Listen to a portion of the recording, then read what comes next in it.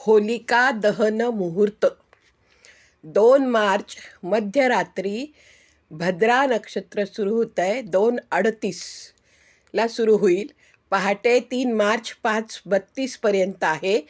म्हणून 2 मार्चच्या संध्याकाळी 6:22 ते 8:53 हा मुहूर्त होळीसाठी चांगला आहे. होळी हा सण वाईटावर चांगल्याच्या विजयाचे प्रतीक म्हणून आपण साजरा करत असतो. होळीत नारळ टाकण्याची प्रथा आहे. होळीत नारळ अर्पण केल्यास घरची आर्थिक परिस्थिती सुधारते व घरातील मुख्य व्यक्तींवर कर्जाचा बोजा असेल तर तो कमी होण्यास मदत होते. होळीमध्ये म्हणून नेहमी नारळ अर्पण करतात. होळीच्या अग्नीत नारळ समर्पित केल्यास कुटुंबातील सर्वांना शुभ आशीर्वाद मिळतात. होळीत नारळ व कापूर असं एकत्रित जाळल्यास तुमची जीवनातील जी काही रखडलेली कामं असतील ती त्वरित मार्गी लागतात. नारळाचे डोळे हे त्रिगुणांचे प्रतीक मानले जाते.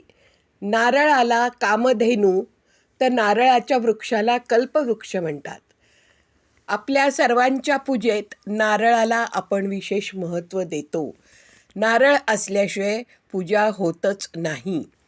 म्हणून नारळ हा जणू काही कामधेनूच्या रूपात काम करत असतो. होलिका दहन आणि पूजा करण्याचे महत्त्व पुराणात सुद्धा आहे. होळीला नारळ अर्पण करून नैवेद्य दाखवतात. महाराष्ट्रात पुरणपोळीचा नैवेद्य दाखवण्याची परंपरा आहे. गावच्या ठिकाणी होळीनंतर 5 दिवसांनी रंगपंचमी हा सण साजरा होतो. हिंदू पंचांगानुसार होळी फाल्गुन महिन्याच्या पौर्णिमेला साजरी करतात. फाल्गुन पौर्णिमेच्या दिवशी येणारी होळी हा सण भारतामध्ये विशेषतः उत्तर भारतात उत्साहानं साजरा होतो. 2 दिवस साजरा केल्या जाणाऱ्या या सणात पहिल्या दिवशी होलिका दहन तर दुसऱ्या दिवशी धुलिवंदन अर्थात होळीची खेळ खेळतात. होळीच्या या पवित्र अग्नीमध्ये निराशा, दारिद्र्य, आळस यांचे दहन होवो व तुमच्या जीवनामध्ये होळीच्या या पवित्र सणामुळे सर्व काही वाईट जे आहे ते सगळे दहन हो व चांगले जे आहे त्याचा विकास हो आणि सर्वांच्या आयुष्यात आनंद, सुख, आरोग्य व शांती नांदो.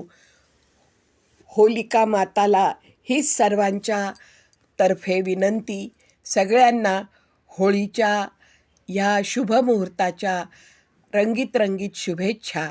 होळी हा सण सगळ्यात मोठा सण मानला जातो. आपल्या हिंदू